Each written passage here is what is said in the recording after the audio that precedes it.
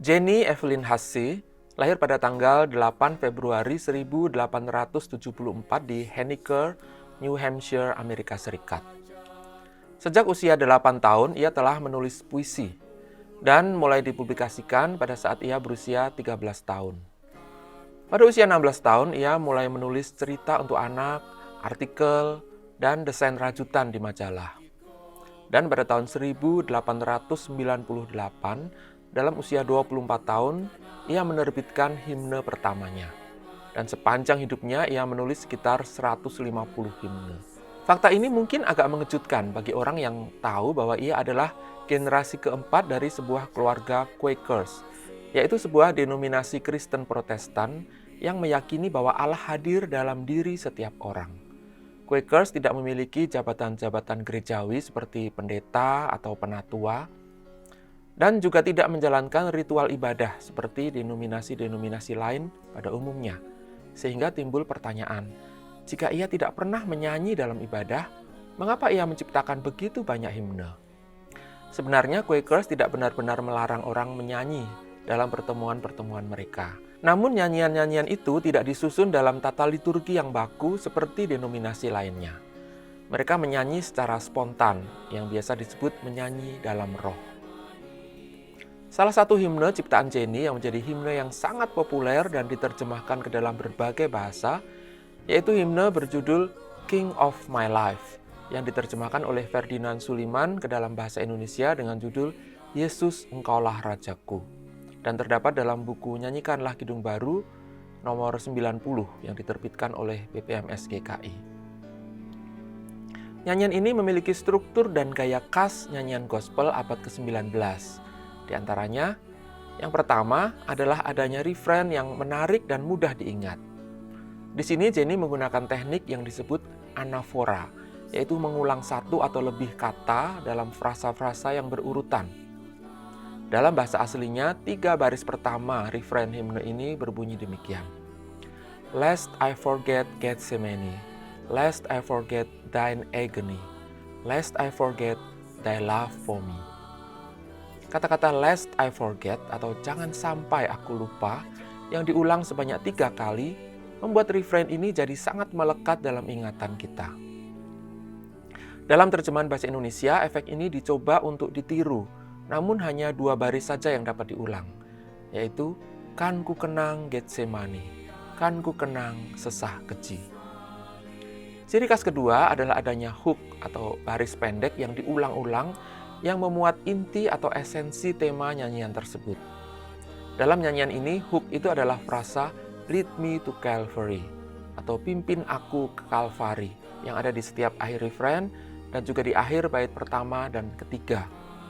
Sehingga jika dinyanyikan secara lengkap, frasa tersebut akan diulang sebanyak 6 kali. Ini akan menanamkan tema nyanyian ini di hati dan pikiran orang yang menyanyikannya.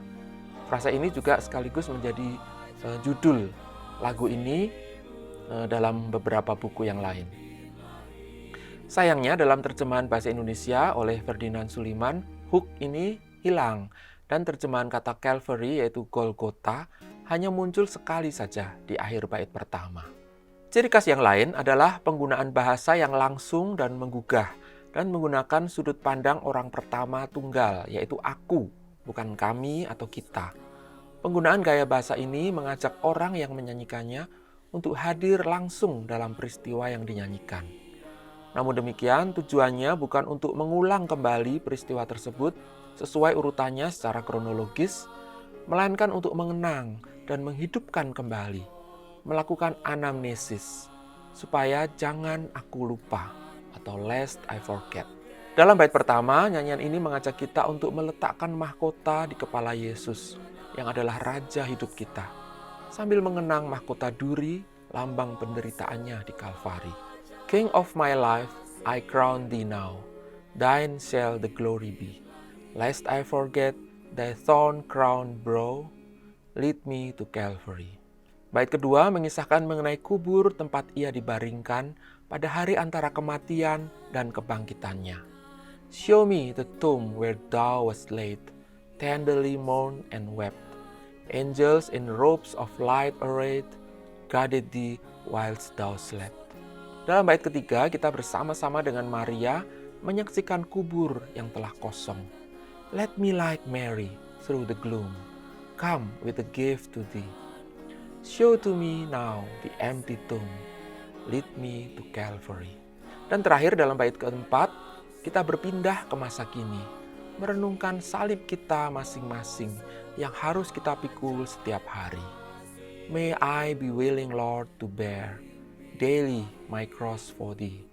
Even thy cup of grief to share, thou hast borne all for me. Bait terakhir ini bersifat agak autobiografis, menggambarkan kehidupan pribadi Jenny yang hampir sepanjang hidupnya dihabiskan untuk merawat saudaranya yang mengalami kelemahan tubuh. Bahkan ia sendiri juga akhirnya mengalami artritis yang membuat tubuhnya menjadi cacat. Ciri khas lainnya dari nyanyian gospel adalah pada melodinya yang mudah dinyanyikan dan mudah dipelajari. Melodi himne ini digubah oleh komposer Pennsylvania, William J. Kirkpatrick. Jangkauan nadanya hanya 1 oktav dengan interval antar nada hanya 1 atau 2 langkah naik atau turun. Dengan beberapa kekecualian yang sengaja diletakkan di beberapa tempat untuk memberi efek yang menarik. Misalnya, di frasa pertama ada lompatan nada dari do ke fa, yang dilanjutkan di frasa kedua dari do ke sol, lebih tinggi. Lalu di frasa ketiga dari do ke la, lebih tinggi lagi. Semakin lama, semakin jauh. Hingga akhirnya di refrain ada lompatan dari nada mi ke nada do tinggi menjelang akhir nyanyian yang sekaligus menjadi puncak himne ini. Penganut Quaker biasanya tidak dibaptis karena mereka tidak melakukan sakramen-sakramen. Namun di usia tuanya, Jenny minta untuk dibaptis.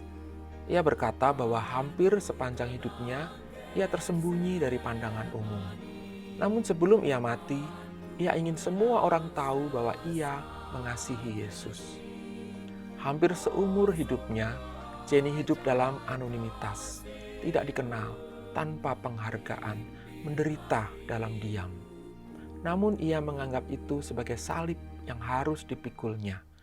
Karena Yesus sudah lebih dulu menderita, bahkan mati menggantikannya. Seperti yang terungkap dalam bait terakhir nyanyian ini, yang akan saya bacakan dalam versi Indonesia. Biar kupikul salibku, ikut perintahmu. Dalam menghayati susahmu, kau mati gantiku.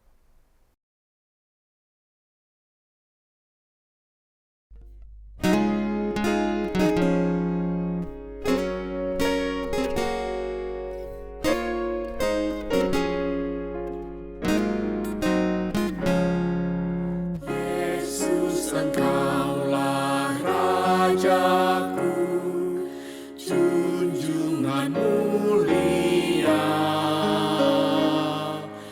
karuniamu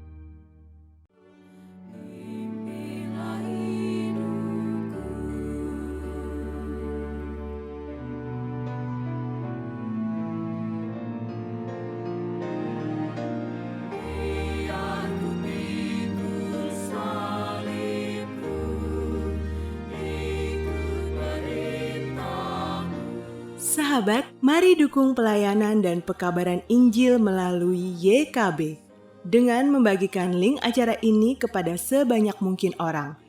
Dukungan juga dapat saudara lakukan dengan mentransfer dukungan finansial ke rekening BCA ke nomor 450 305 2990 450 305 2990 atas nama Yayasan Komunikasi Bersama.